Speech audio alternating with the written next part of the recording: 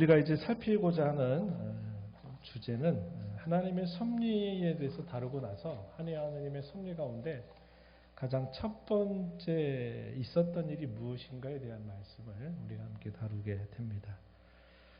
지난 두 번에 걸쳐서 하나님의 섭리에 대해서 생각을 해봤죠. 하나님이 계획하신 것을 이루시는 두 가지의 방편이 있는데, 하나는 창조하신 일이고 두 번째는 창조하신 일을 그분의 계획을 따라서 이끌어 가시는 일이다. 이걸 우리가 섭리라고 말한다 그랬습니다. 섭리의 대상에 있어서는 모든 것들이 다 그 대상에 포함이 되는데, 대상을 특별하게 가리지 않고 모든 사람들을 대상으로 한다 할 때는 일반적인 섭리다 이렇게 말하는 반면에, 특별히 하나님의 사랑하심을 입고 부름을 받아 교회를 이루는 성도들을 향한 하나님의 섭리, 대상이 제한되고 특별하다 그래서 이런 경우에는 특별 섭리다 이렇게 부른다 했습니다. 하나님의 섭리의 적용의 폭은 굉장히 높습니다. 성경의 역사로 보게 되면 오늘 우리가 읽은 창세기 2장 16절 이때로부터 요한계시록 마지막까지 다 그게 어디에서 펼쳐지는 이야기들이냐면 이 섭리라고 하는 범주 안에서 펼쳐지는 이야기들입니다. 볼륨을 좀만 줄여주세요. 볼륨을 조금만. 가장 첫 번째에 있었던 일이 뭐냐면 하나님이 인류와 언약을 세우신 일입니다. 그 언약에 대해서 오늘 우리가 함께 살펴볼 텐데, 오늘 우리가 다루고자 하는 해당되는 소위문답의 내용은 제 12문입니다. 12문. 제가 여러분들에게 물어볼 테니까 한번 교환을 보시고 답변해 주시기 바랍니다. 사람이 창조받은 지위에 있을 때 하나님께서 그에게 행하신 특별한 섭리가 무엇입니까? 하나님께서 사람을 창조하신 후에 완전한 순종을 조건으로 생명의 언약을 맺으시고 선악을 알게 하는 나무의 열매 먹는 것을 사망의 벌로서 금하셨습니다. 오늘 우리가 여기서 중요하게 생각할 내용들은 크게 두 가지입니다. 하나는 언약이라고 하는 게 무엇이냐 하는 것이고, 두 번째는 그 언약의 내용이 무엇인가 하는 것입니다. 우리가 성경을 읽는다라고 하는 것은 단순히 성경책이 무엇을 우리에게 말해주는가를 이해하는 정도가 아닌 것입니다. 성경을 읽는다고 하는 것은 천지를 지으시고 섭리하신 하나님이 과연 누구이신가? 그분은 어떠한 계획을 가지고 인류의 역사를 이끌어 가시는가? 그 안에서 사는 나라고 하는 존재는 과연 누구인가? 내게 주어진 인생을 내가 어떻게 살아야 하는가 하는 것을 알아가는 것을 뜻합니다. 우리가 그러한 목적을 두고 성경을 읽는 사람들이 되어야 한다 하는 겁니다. 참 놀라운 일이죠. 우리가 성경책을 읽으면서 인류 역사 전체를 바라보기도 하고, 그 역사 전체 속에서 살아가는 나와 우리의 삶을 바라보고 어떻게 할 것인가를 찾아간다고 하는 것은 참 놀라운 일이 아닐 수 없는 것입니다. 이런 성경 전체를 관통하는 하나의 중요한 주제가 있어요. 그 주제를 하나 꼽자면 하나님께서 인류와 맺으신, 우리와 혹은 맺으신 언약을 들 수 있습니다. 그래서 오늘 우리가 주목하게 되는 주제는 이 언약이라고 하는 주제예요. 언약이라고 하는 게 뭘까요? 우선 이 언약이라고 하는 말의 의미가 어떻게 등장하는가를 우리가 살펴보면, 하나님께서 인류를 찾아오시는 한 방법이었다 하는 겁니다. 그래서 언약은 하나님이 우리를 만나시는 하나의 방법으로서 하나님이 언약을 체결하셨다 하는 것이고, 성경 가운데 여러 가지 언약이 등장하는데 이런 모든 언약에 있어서 근본적인 성격은 그 자체가 은혜롭다고 하는 사실입니다. 왜냐? 우리가 일방적으로 하나님 앞에 찾아가서 언약을 맺을 수가 없어요. 왜냐하면 하나님의 격과 우리의 격이 근본적으로 너무나 많은 차이를 가지고 있기 때문에 그 언약은 항상 하나님 편에서 우리에게 찾아오셔서 맺으시는 그런 방법으로 주어지게 된다는 겁니다. 그런 의미에서 성경에 등장하는 모든 언약은 다 은혜로운 언약이다. 이렇게 말할 수 있겠습니다.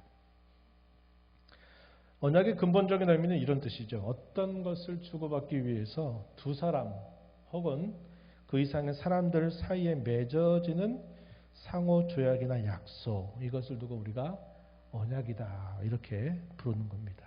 쉽게 말하면 두 당사자 사이에 맺어지는 협정이나 약속, 이것을 우리가 언약이라 부른다 하는 겁니다. 우리의 신앙고백서, 우리 표준 신앙고백서인 웨스트민스터 신앙고백서 7장에서는 언약을 이렇게 설명합니다. 한번 우리 읽어볼까요? 천천히 한번 뜻 생각하면서 읽어보겠습니다. 시작.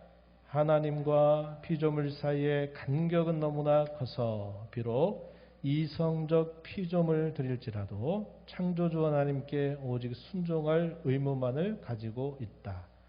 그들은 하나님께 자신들이 행한 것에 대한 결실을 축복과 상급으로 가릴 수 없었고 오직 하나님 편에서 자발적으로 자기를 낮추심에 의해서만 그것을 얻을 수 있는데 하나님은 그것을 언약의 방법으로 표현하기를 기뻐하셨다. 내용이 좀 길지만 이런 내용입니다. 하나님과 지음받은 우리 피조물 사이의 간격이 너무나 크다는 거예요. 그분은 너무나 존귀하고 너무나 귀하지만 우리는 그분에 비하면 우리의 존재성은 대단히 낮다는 거예요.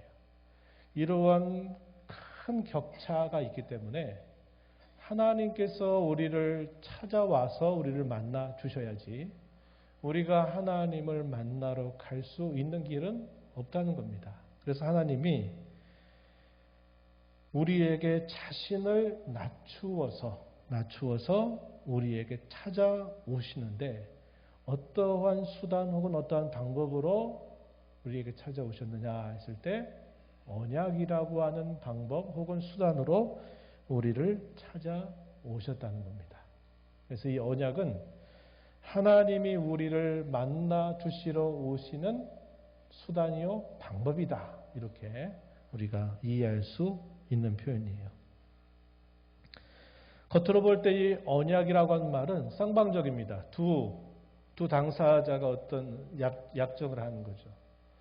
부동산을 우리가 예를 들어 집을 이사를 하거나 할 때 새로운 집을 얻으려면 그 집에 대한 여러 조건들이 서로 확인이 되고 그 조건들에 대한 서명이 이루어지게 되면 이제 그 다음 절차가 이루어지게 되는 것과 똑같아요. 그래서 상호 약속, 상호 협정이 확인이 된 다음에 서로 그것에 대해서 승인을 하면서 그래 이렇게 합시다. 이게 합의가 되면서 그 일이 이루어지는 일이죠. 언약이라고 하는 것도 근본적으로는 그런 의미를 가지고 있다는 겁니다. 그래서 겉으로 볼 때는 쌍방 간의 조건, 쌍방 간의 약속 이렇게 되지만 그러나 성경이 우리에게 가르쳐주는 이 언약의 성격은 내용으로 들어가서 보게 되면 그거는 쌍방적인 게 아니라 대단히 일방적이고 또 편무적이다 하는 것을 성경이 보여주고 있다고 하는 것입니다. 언약의 주도권을 누가 쥐고 계시느냐? 하나님이 그 언약의 주도권을 쥐고 계세요. 그것은 하나님이 우리에게 찾아오시는 길이기도 하면서 또 한편으로는 하나님이 그 언약을 이루신다, 신실하게 이행하신다 하는 것을 보여주고 있다고 하는 것입니다.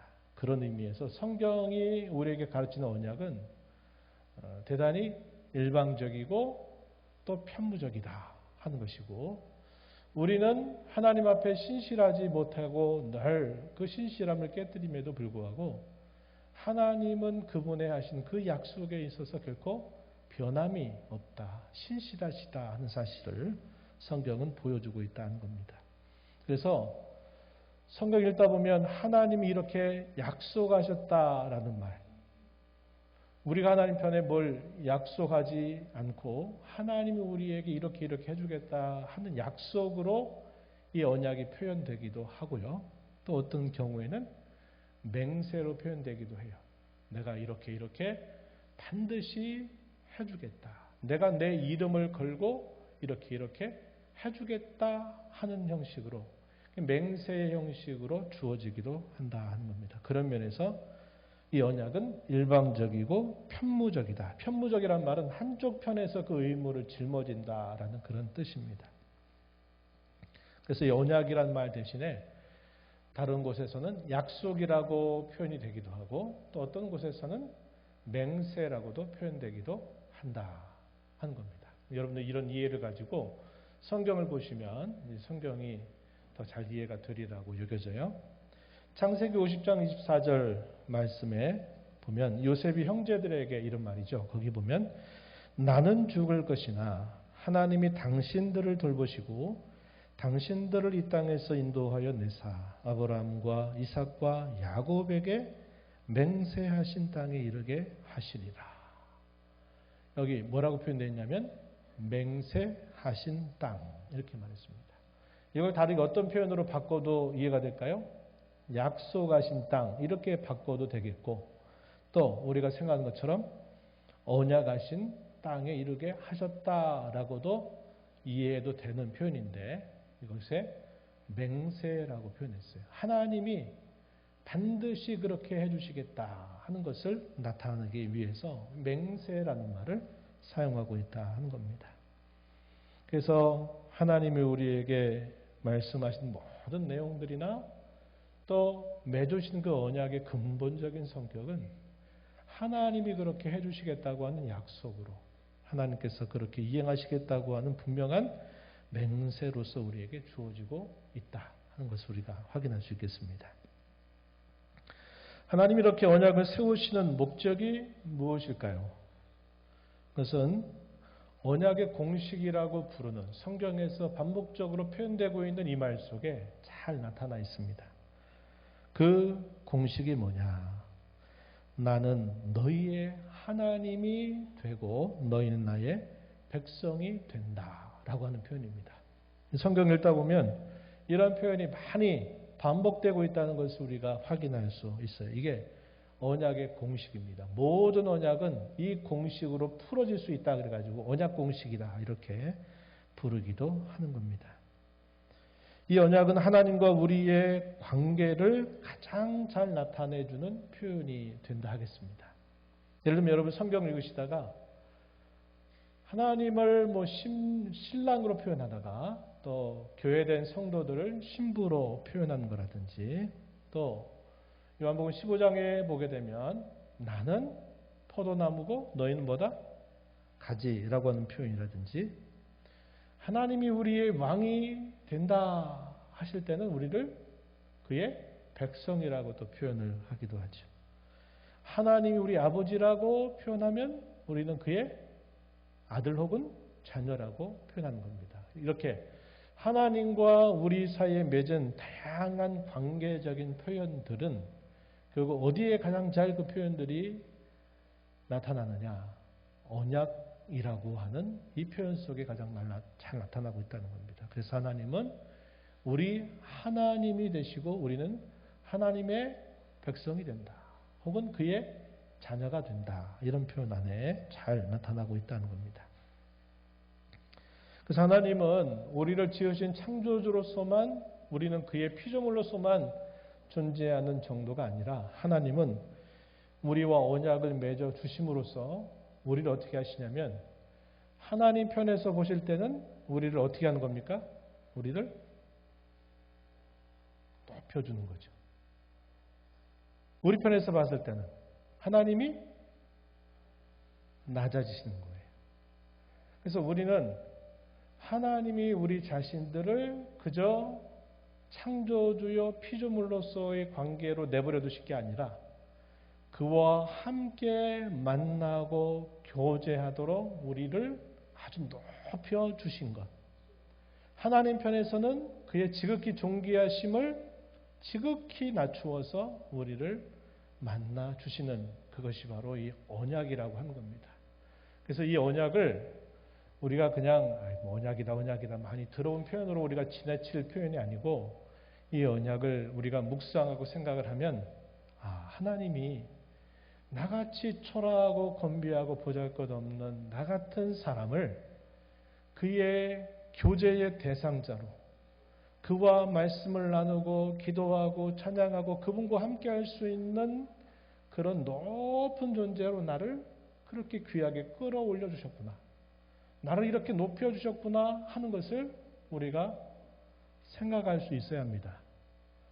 그래서 하나님과 교제하는 자리, 예배의 자리, 그분과 기도하는 자리, 그분의 이름을 찬송하는 자리, 또 그분의 이름으로 헌신하고 봉사하는 자리는 단순히 세상적인 관점에서 그냥 교회 가니까 이런 일 한다 이렇게 생각할 일이 아니라 하나님이 나같이 부족하고 허물 많은 사람을 나같이 이렇게 존귀하게 여겨주셔서 나를 그분과 교제하고 대화하고 나와 함께 하시도록 나를 이렇게 높여주셨구나 하는 것을 우리가 생각할 수 있어야 한다는 겁니다.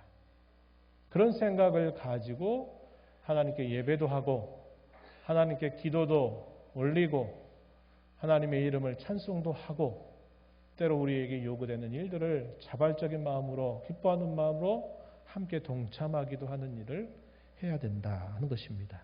여러분들이 꼭 그걸 생각하실 수 있어야 한다는 거예요. 신약성경 가운데 이 하나님의 언약에 대한 아주 적절한 표현이 나온 곳이 있어요. 고린도후서 6장 16절 이하에 이 표현이 잘 나타나고 있습니다. 이런 말씀이에요. 한번 보세요. 하나님의 성전과 우상이 어찌 일치가 되리요? 우리는 살아계신 하나님의 성전이라. 이와 같이 하나님께서 이르시되 내가 그들 가운데 거하며 두루 행하여 나는 그들의 하나님이 되고 그들은 나의 백성이 되리라. 그러므로 너희는 그들 중에서 나와서 따로 있고 부정한 것을 만지지 말라. 내가 너희를 영접하여 너희에게 아버지가 되고 너희는 내게 자녀가 되리라. 전능하신 주의 말씀이니라 하셨느니라. 거기 밑줄 그어져 있나요? 제가 지워버렸군요. 거기다 이렇게 밑줄을 쫙 그어놓으세요. 거기 뭐라고 표현했어요? 나는 그들의 하나님이 되고 그들은 나의 백성이 되리라. 조금 뒤에 가면 내가 너희를 영접하여 너희에게 아버지가 되고 너희는 내게 자녀가 되리라. 이게 언약의 뭐라 그랬어요? 공식. 네, 언약의 공식. 여러분 꼭 기억해 두세요.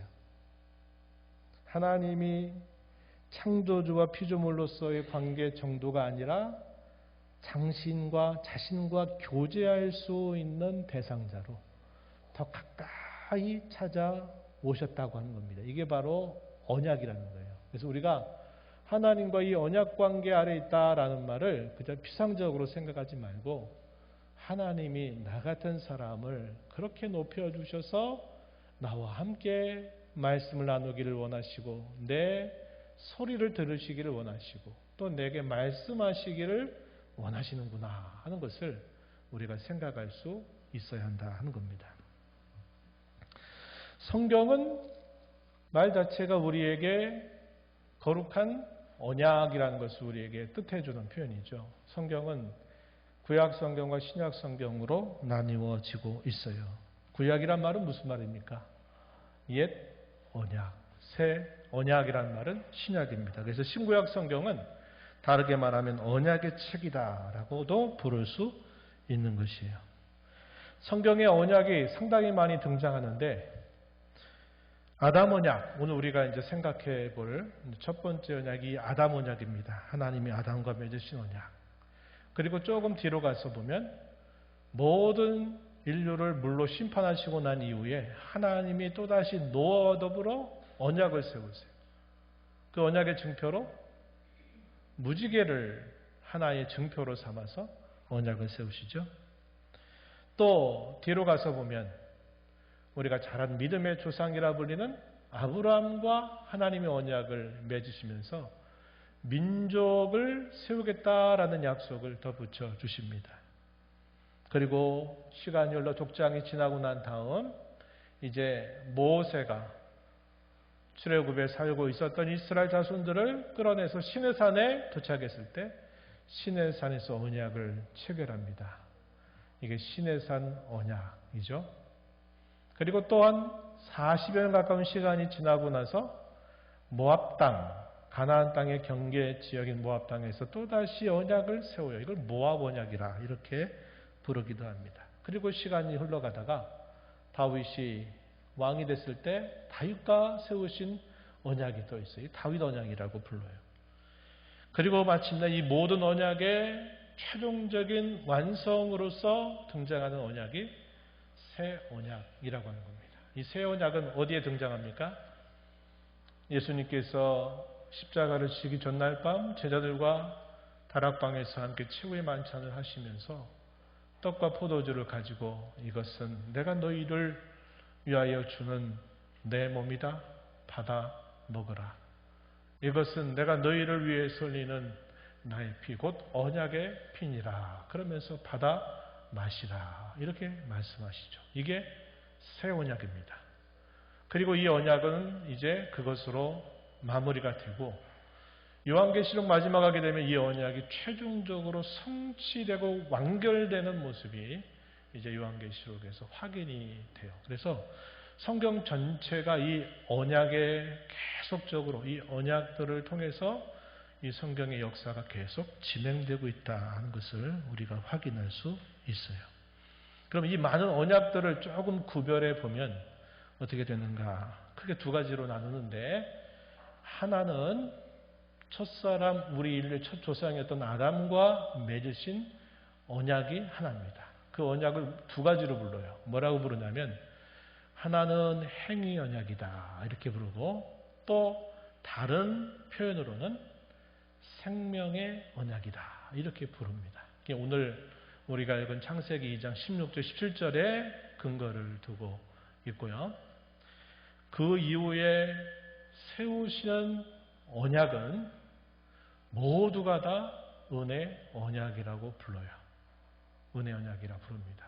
왜냐하면 모든 이후에 세워지는 모든 언약은 아담이 이루는 것도 아니고 그 누가 이루는 게 아니라 하나님 자신이 스스로 이 언약을 이루시고서는 이루신 이 언약의 복을 자기 백성들에게 언약의 복을 주시겠다고 약속하는 언약들이기 때문에 우리 편에서 봤을 때 그 모든 언약은 선물로 주어지는 거라는 겁니다. 은혜로 주어지는 것이다. 그래서 이걸 뭐라고 한다고요?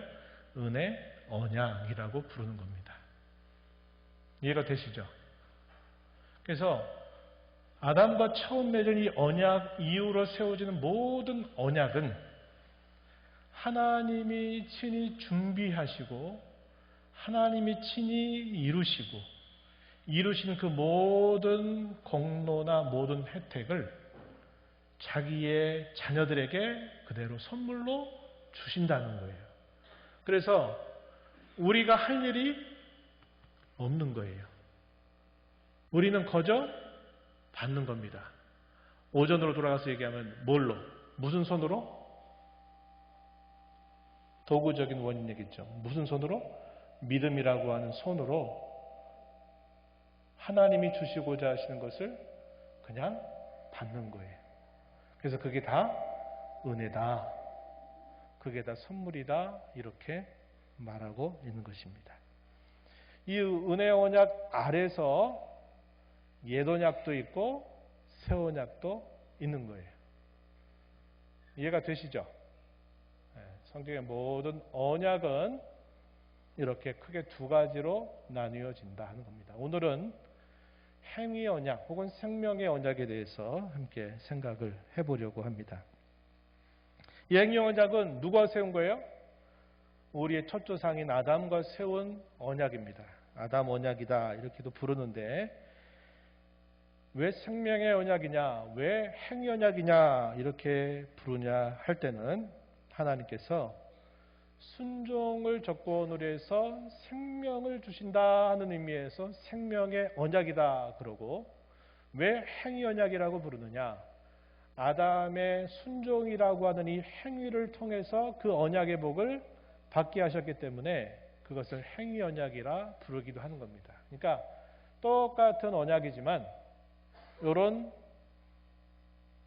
각도에 따라서 이것을 생명의 언약이다라고도 말하고 행위 언약이라고 말하기도 하는 겁니다. 그때 아담은 우리 인류 전체를 대표한 언약의 머리로서 하나님과 언약을 맺으시게 되는 거예요. 그럼 그 언약의 당사자는 하나님과 인류의 첫 조상, 우리 첫 조상인 아담과 맺으신 언약이 바로 이 행위 언약이다 하는 것입니다. 이 언약의 조건은 뭐냐면 하나님의 말씀에 대한, 하나님이 알려주신 그분의 뜻에 대한 완전한 순종이 조건이었습니다.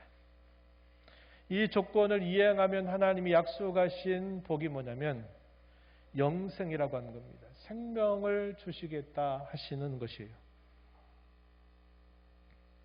그런데 결국 우리가 기대하고 바라는 대로 그렇게 된 게 아니고 이것이 결국은 파괴가 되어버리게 된 거죠. 로마서 5장 12절 말씀 보시면 이 로마서 5장의 후반부는 소위 아담 기독론이라고 불러서 첫사람 아담과 마지막 아담이신 예수님과 대조하는 말씀들이 길게 주어집니다. 5장 12절 말씀 우리 함께 읽어볼게요. 시작. 그러므로 한 사람으로 말미암아 죄가 세상에 들어오고 죄로 말미암아 사망이 들어왔나니 이와 같이 모든 사람이 죄를 지었으므로 사망이 모든 사람에게 이르렀느니라. 한 사람으로 말미암아 죄가 세상에 들어왔다. 누구 얘기입니까? 아담 얘기죠. 그죠? 아담이 범죄함으로 죄가 세상에 들어오게 됐고 사망이 피할 수 없는 운명으로 주어지게 됐다는 것, 우리가 잘 알고 있는 이야기죠. 그 이야기입니다. 이 첫 번째 아담과 세운 언약은 온전한 순종을 조건으로 혹은 완전한 순종을 조건으로 하고 있어요. 이에 대한 우리가 하나의 성경 구절을 확인해 보면 갈라디아서 3장 12절 말씀에 보면은 이렇게 말합니다. 율법은 믿음에서 난 것이 아니니 율법을 행하는 자는 그 가운데서 살리라 하였느니라. 우리가 로마서를 쭉 읽어오고 있는데 이 로마서의 전반부의 내용은 그겁니다. 율법 행위로 의롭다함을 얻을 인생이 없다. 이렇게 말했어요. 그것은 우리 모두의 이야기입니다. 그러나 하나의 예외가 있었어요. 언제냐? 아담이 범죄하기 전 하나님의 형상으로 처음 지음받았을 때 그는 순종할 수 있었어요.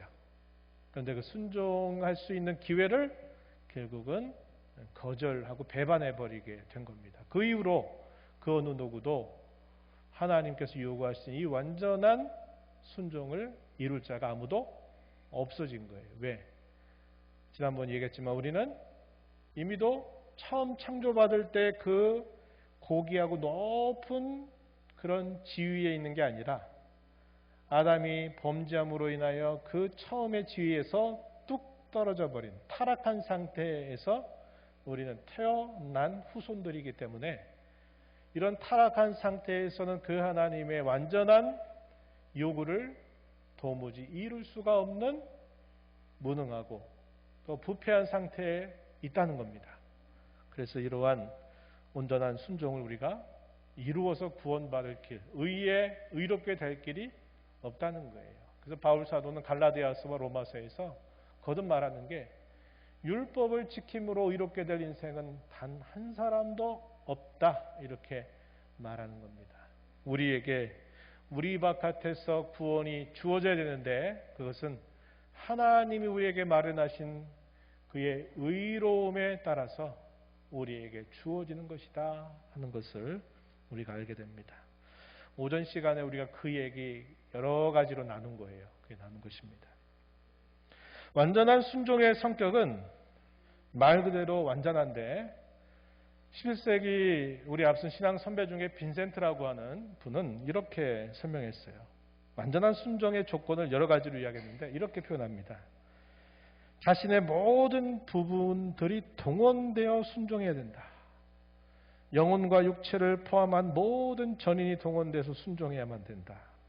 두 번째는 또 이렇게 말해요. 한번 듣고 넘어가셔도 돼요. 자연스러운 성향과 자발적인 의사로서 순종해야 된다. 억지나 강제가 있어서는 안 된다고 말합니다. 세 번째, 그 모든 순종의 목적은 하나님의 영광을 위한 것이어야만 된다. 이렇게 말했고 네 번째는 또 이렇게 말합니다. 완전한 사랑과 기쁨으로 철두철미함을 가지고 순종해야만 된다. 마지막으로 시간적으로는 항구적이면서 영원한 순종이어야 그게 완전한 순종이다. 이렇게 말했어요. 이 5가지 중에 우리가 한 가지라도 제대로 지킬 수 있는 게 있다 없다? 없다는 거예요. 그래서 우리는 우리의 순종을 통해서 하나님 앞에 의롭게 되고 구원받을 길이 단 하나도 없다 하는 것을 알게 되는 겁니다. 이런 언약이 부과되는 형벌, 이 언약을 깨뜨리면서 부과되는 형벌은 무엇이냐면 사망이었습니다. 오늘 우리가 읽은 본문에서도 확인되죠. 2장 17절에 선악을 알게 한 나무 열매는 먹지 말라. 내가 먹는 날에는 반드시 죽으리라. 이렇게 하나님이 말씀하셨습니다. 여기서 말하는 사망의 의미는 단순히 육체적인 죽음만 뜻하는 표현이 아니고 이 표현에는 영적인 죽음도 포함되고 있는 말이 되는 겁니다. 그럼 이 영적인 죽음이라고 하는 게 뭐냐 했을 때 가장 근본적인 의미는 하나님과의 단절, 하나님과의 분리입니다. 지으신 하나님으로부터 완전히 단절되고 분리되는 것이 죽음의 가장 근본적인 뜻이에요. 영혼도 하나님 앞에 범죄함으로 인하여 하나님과 단절이 되고 우리의 육체도 결국은 이 영혼과 육체의 분리를 통해서 결국은 죽음으로 흙으로 돌아가게 되는 것이 바로 이 육체적인 죽음을 말하는 것이죠. 결과적으로 어떻게 될까요? 나중에는 어떻게 됩니까? 최종적으로는 영원한 죽음. 요한계시록에서 이걸 뭐라고 말하냐면 둘째 사망이라고 말합니다. 그때는 부활을 해서 부활한 상태에서 영원한 형벌을 받게 되는 것. 이게 영원한 죽음이라고 성경이 가르쳐주고 있는 것입니다. 그럼 선악을 알게 하는 나무, 이건 뭘까요? 하나님이 그것을 하나의 대상으로 삼아서 이 선악을 알게 한 나무 열매를 먹지 말아라. 하나님 이렇게 말씀을 하셨어요. 그래서 이 선악을 알게 한 나무는 하나님이 아담과 맺으신 언약의 하나의 표징이 되는 겁니다. 눈에 보이는 표가 되는 거예요. 그것을 먹는 여부는 곧 순종의 여부와 같고요. 그 언약을 이행하느냐 언약을 파기하느냐를 결정하는 중요한 행위에 해당이 된 것입니다. 하나님 말씀대로 먹지 않는 것은 순종을 말하는 것이고 또 그 언약을 지키는 것이 되지만 반대로 하나님이 먹지 말라고 하는 것을 따먹는 것은 불순종이고 동시에 그것은 언약을 배반하는 것이 된 것입니다. 하나님의 말씀을 순종하는 것을 우리는 이렇게도 말해요. 이걸 선이다 이렇게 말하고 하나님의 말씀을 거역하는 것을 또 뭐라고 말할까요? 반대로 악이라고 말하는 겁니다. 그래서 왜 하필이면 하나님이 그 동산 중앙에 있는 2개의 나무 가운데 하나의 나무의 이름을 뭐라고 주셨어요? 선, 악을 구별하는 나무, 선악을 알게 하는 나무다 그랬어요. 뭐가 선이라는 겁니까? 하나님의 말씀에 온전하게 순종하는 것이 선이고 하나님 말씀을 거역하는 것이 악이라는 겁니다. 그것을 식별해 주게 하시도록 그 나무의 이름을 선악을 알게 하는 나무다 이렇게 짓고 그것을 하나의 표시로 삼아서 아담과 언약을 세우셨는데 이 언약이 곧 행위 언약 혹은 생명의 언약이다 이렇게 말할 수 있는 겁니다. 이 말의 의미를 조금 더 깊이 이야기하면 그거예요. 하나님이 내게 주신 이 생명을 내가 어떻게 살아가느냐 할 때 하나님께서 하신 그 말씀을 끝까지 듣고 지켜 살아서 내 인생의 주인이 하나님이신가를 늘 고백하면서 살아가겠느냐? 아니면 반대로 하나님의 명령을 저버리고서 내가 내 인생의 주인이 되어서 내 모든 일에 대한 결정을 내 스스로 하고 내 스스로 책임지겠다고 하는 삶을 살아가느냐 하는 것의 분기, 그 나누는 그 나무가 바로 이 선악을 알게 하는 나무의 의미라는 겁니다. 내 인생을 내가 주인으로 끌고 살아가느냐, 내 인생의 주인을 하나님으로 모시고 그분의 말씀을 먹고 또 그분의 말씀을 먹고 사는 것으로 살아가느냐 하는 것을 결정해 주는 중요한 표시가 바로 이 선악을 알게 하는 나무라고 하는 거예요. 근데 결국 어떻게 됐어요?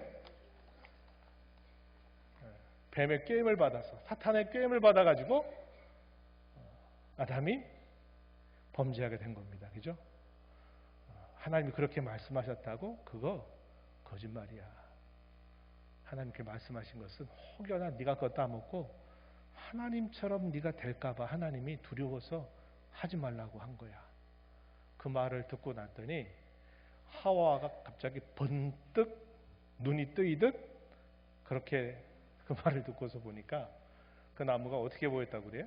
그 열매가 먹음직도 하고 보함직도 하고 탐스럽게 할 만큼 그렇게 좋아 보였다고 그래요. 그래서 그걸 탁 따먹고선 자기 남편에게 건네줘가지고 같이 따먹게 되면서 범죄하게 된 거예요.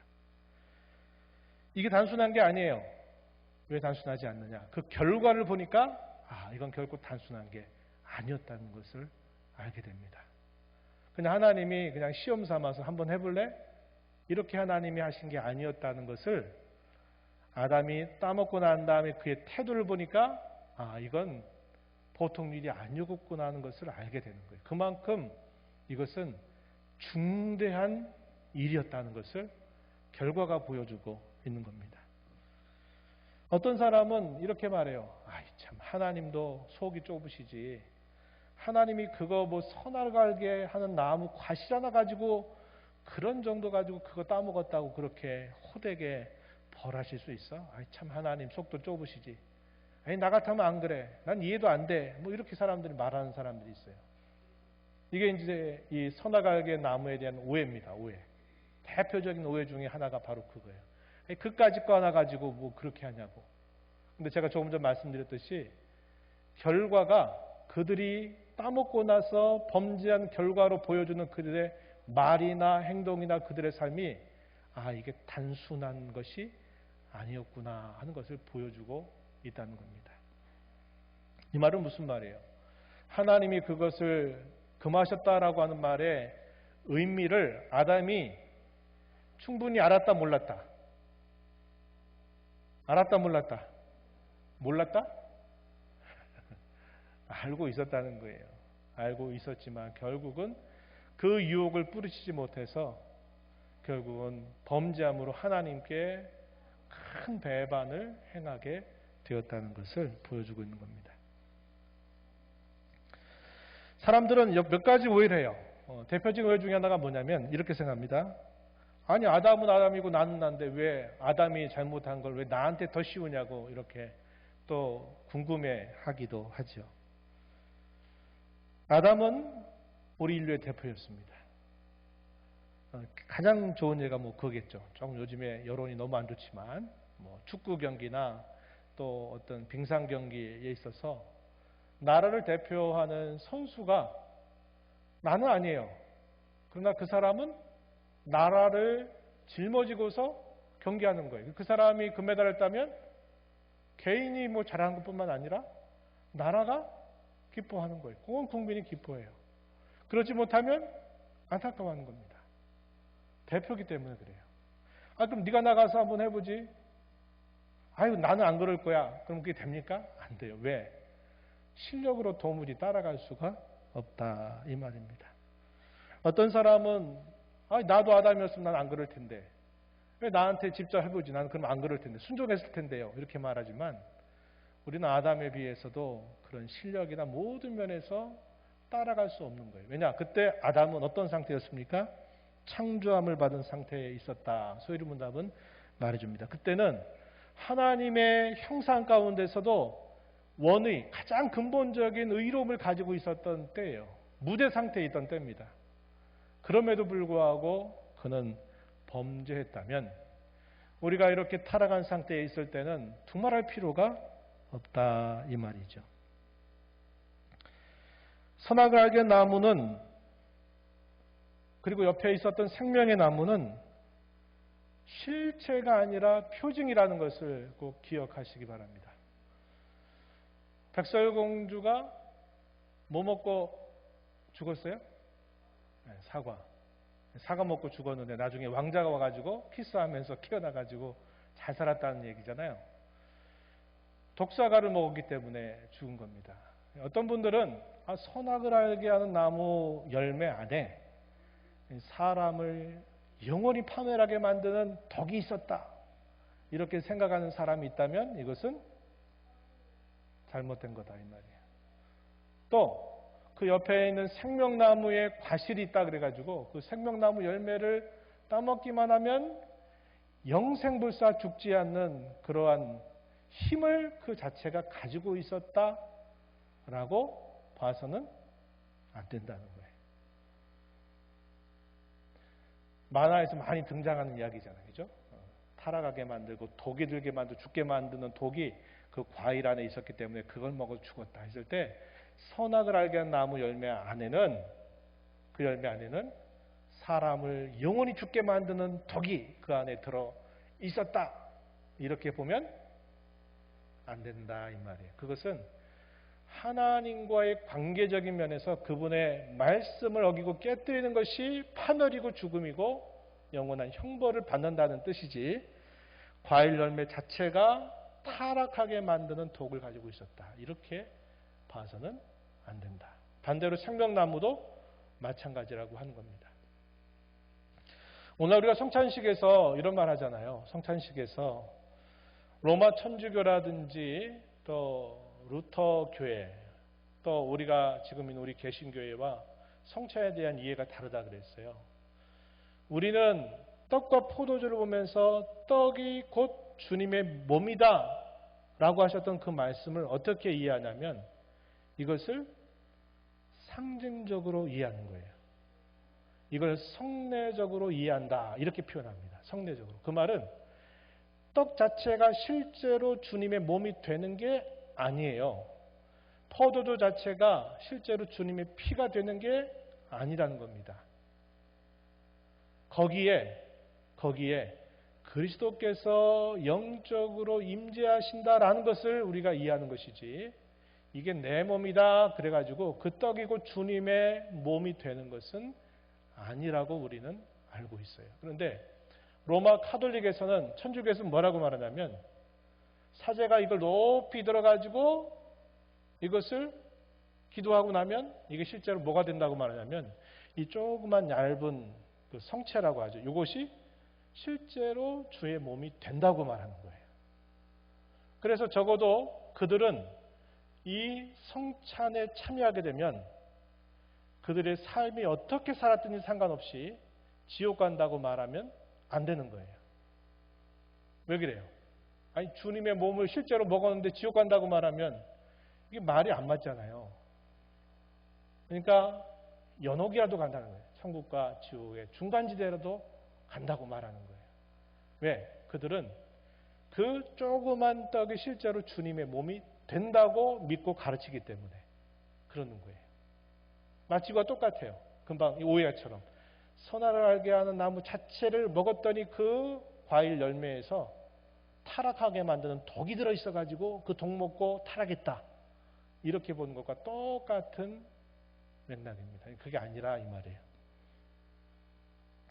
이해가 되세요? 그래서 선악을 알게 하는 나무나 생명나무는 성례적으로 이해를 해야 한다는 거예요. 하나님과의 관계에 있어서 그의 말씀을 따라 순종하고 살면 그것이고 영생의 삶을 보여준다는 면에서 생명나무고 그의 말씀을 거절해서 산다 그러면 그것이고 죽음이여 형벌이라는 것을 보여주는 의미, 하나님과의 관계에서 그것이 주어지는 표현이다 하는 것입니다. 그래서 여러분들이 이런 부분들을 잘 이해하면 좋겠다 이렇게 말씀을 드리는 겁니다. 자, 오늘 이제 결론으로 가서 이렇게 이제 마무리 좀 짓겠습니다. 아담 안에서 파기되었던 언약이 예수님 안에서 다시 회복이 되었습니다. 우린 그것을 감사하고 하나님이 언약의 관계 안에서 저와 여러분을 언제나 보고 계시다 하는 사실을 우리는 늘 기억하면서 살아가야 하겠습니다.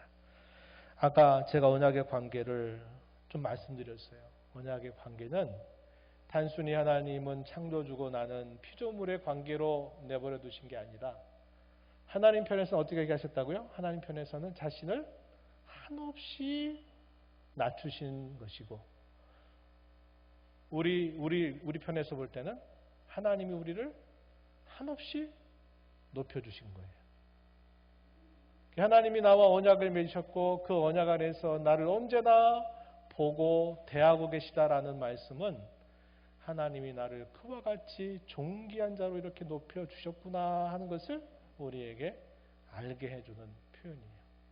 그래서 우리가 하나님과 함께 살아가고 그분과 교제하고 그분께 무엇인가를 말씀드리기도 하고 그분의 말씀을 듣기도 하고 기도를 통해서 그분께 또 우리의 마음을 아뢰기도 하고 또 하나님이 무엇을 원하시는가를 우리가 듣는 마음으로 우리가 하나님 앞에 조아리는 이러한 모든 것들은 하나님이 저와 여러분과 맺으신 그 언약 안에서 우리를 대하시는 모습이다 하는 것을 우리가 기억해야 한다는 겁니다.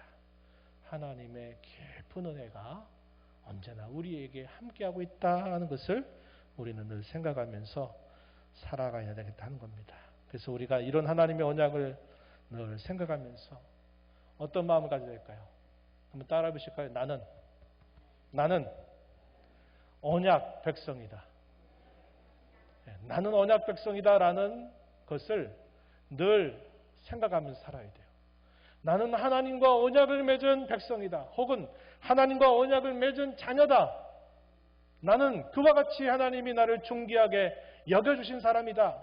라는 이러한 생각을 늘 가지고 살면서 하나님 앞에서는 늘 겸손하고 우리가 한 것이 없으니까 늘 겸손하고 또 하나님이 우리를 그와 같이 존귀하게 여기셨다면 우리가 사는 동안 내가 주님께 헌신하면서 그분 앞에 충성스러운 삶을 살아가야 되겠다 다짐하면서 살아가는 저와 여러분이 되어야 하겠습니다. 하나님 아버지 감사합니다. 언약을 통하여 첫사람 아담 우리의 조상은 그 언약을 깨뜨려 버렸지만 하나님이 하신 그 언약은 결코 파기되지 않고 특별히 우리 주 예수 그리스도를 통하여 그 언약을 저에게 확정해 주셔서 그 언약을 따라 저희들을 사랑하시고 저희들을 건져주시고 구원하시고 저희들을 높여주셔서 저희와 함께 교제하시기를 기뻐하시는 하나님의 사람으로 세워주셔서 감사드립니다. 늘 겸손하게 하시고 하나님의 존귀한 자녀라는 사실을 늘 기억하며 하나님께 충성되고 신실하고 헌신자로 살아가는 저희들의 삶이 되게 주옵소서. 예수님 이름으로 기도하옵나이다. 아멘.